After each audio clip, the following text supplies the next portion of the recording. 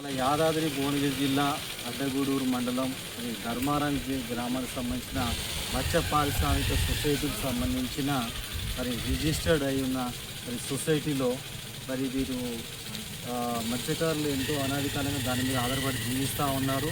మరియు ఈ మధ్యలో పోసుకునే చేపలు పెరిగిన దశలో పట్టుకుందామన్న దశలో గ్రామస్తులు కొంతమంది చెరువు మీద దొంగతనానికి వచ్చి ఇది మొదటిసారి కాదు, గతంలో కూడా చాలాసార్లు కూడా పట్టుకోవడం జరిగింది. వారిని రెడ్ హ్యాండ్గా పట్టుకొని కూడా పోలీసులు కూడా అప్పచెప్పినా కూడా ఇదే తంతు నడుస్తూ ఉంది. మొన్న ఈ మధ్య మొన్న 2వ తారీఖు నాడు కూడా అదే విధంగా కొంతమంది గ్రామస్తులు వలలు అంటే పక్క ఏదో కూర చేపలు పట్టుకోవడం ఆ ఉద్దేశం కూడా కాదు, వాళ్ళు పక్క వలలు ఏదైతే మత్స్యకారు దగ్గర ఎలాంటి వలలు ఉంటే అలాంటి వలలు పెట్టుకొని చెరువులోకి దిగి మూకుమ్మడిగా దిగి మత్స్యకారులు 6 కాలం శ్రమించి కష్టపడి అప్పులు చేసి వదిలేకి తీసుకొచ్చుకున్న చేప పిల్లలు పెంచి వారు ఆర్థిక జీవనాధారంతో వారు దాని మీద బతికి దాని మీద పొట్టగొట్టే విధంగా, ఎందుకంటే ఇతర కులాల మీద ఇతర కులస్తుల వృత్తుల మీద మత్స్యకారులు ఇలాంటి పొట్టగొట్టే పనులు చేయడం లేదు. గౌడన్లకు వారి వృత్తి గీత కార్మికం వారికి సంఘం ఉన్నది, వారికి వృత్తి ఉన్నది. అలాగే మత్స్యకారుల వృత్తి కూడా వారు గౌరవించాల్సిన అవసరం ఉన్నది. దుస్థితి ఇంతకుముందు చెప్పినాక కూడా ఇదే విధంగా పునరావృతం కావడం, గతంలో పోలీస్ శాఖ అడ్డగూడు మండలం పోలీస్ శాఖ కూడా దీంట్లో జోక్యం చేసుకొని వారు చెప్పడం జరిగింది. ఊరిలో కూడా మా ఊళ్ళు గతంలో సొసైటీ రిజిస్టర్డ్ అయిన తర్వాత కూడా గ్రామంలో సర్పంచ్ గారికి కావచ్చు, గ్రామ పంచాయతీ కావచ్చు, ఊళ్ళో ఉన్న ప్రజలందరూ కూడా ఈ సొసైటీ మేము రిజిస్టర్ చేసుకున్నాము, దీని మీద ఆధారపడి బతుకుతున్నాము, గతంలో మీరు ఏమైనా పట్టుకున్నా కూడా ఇప్పటి నుంచి అయితే మీరు పట్టుకోవద్దు, దయచేసి మా కొట్టవద్దు అని కూడా స్పష్టంగా అందరికీ కూడా తెలియజేయడం జరిగింది.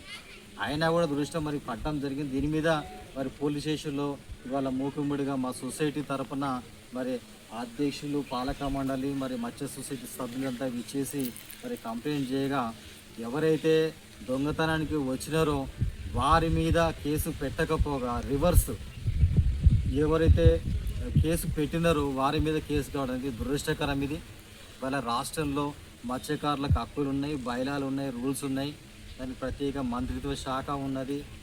ఊళ్ళలో ఇలాంటి జరిగే అకృత్యాలని అరికట్టాల్సిన ప్రభుత్వము, పోలీస్ డిపార్ట్మెంట్ కూడా ఈ విధంగా ఏకపక్షంగా వాళ్ళ స్పష్టంగా ఎంతోమంది పెద్దలను కూడా వాళ్ళ ఎస్ఐ గారు కూడా మేము విన్నయించడం జరిగింది, వారి దృష్టికి తీసుకోవడం జరిగింది, వారికి రిక్వెస్ట్ చేయడం జరిగింది.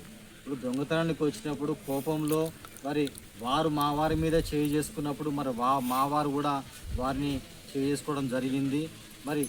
ఆ చేసుకున్న క్రమంలో ఏవైతే ఇతను ఉన్నాడో మా తరపున మనిషి మీదనే కేసు పెట్టాము, వారి మీద ఎలాంటి కేసు లేకుండా ఇప్పుడు రిమాండ్ చేస్తామని చెప్పడం కూడా ఇది చాలా దురదృష్టకరం. దీన్ని మేము తీవ్రంగా తెలంగాణ రాష్ట్ర మత్స్యకారుల సంక్షేమ సంఘం తరపున దీన్ని ఖండిస్తూ ఉన్నాము. ఇక్కడ మాకు న్యాయం జరగకపోతే ఖచ్చితంగా మీరు రాష్ట్ర వ్యాప్తంగా కూడా దీన్ని ఒక ఉద్యమంలాగా తీసుకుంటాం. ఎందుకంటే వాళ్ళ 6 కాలం శ్రమించి కష్టపడి పొట్టబోసుకునే మత్స్యకారులకు ప్రభుత్వము, పోలీస్ డిపార్ట్మెంట్ అండగా ఉండాల్సిన పరిస్థితి. రక్షించే వారే ఈ విధంగా దొంగతనానికి వచ్చిన వారికి వెన్నుగాస్తి వారికి శిక్షలు పడ ఉంటుంది. ఒకవేళ ఏమైనా పొరపాటు జరిగితే వారు కూడా కూర్చోబెట్టి నచ్చేసి మీరు అట్లా చెరువు మీదకి పోవద్దు, మీరు పోతే కేసులు అయితే మీ మీద చెప్పి చేయాల్సిన పరిస్థితి కాకుండా ఏకపక్షంగా కేసులు పెట్టి ఈ విధంగా చేసి మమ్మల్ని మా మత్స్యకారులను కూడా ఇబ్బందులు గురి చేయడం చాలా బాధాకరం. దీని మీద మేము రాష్ట్ర కమిటీ తరపున దీన్ని తీవ్రంగా ఖండిస్తా ఉన్నాం.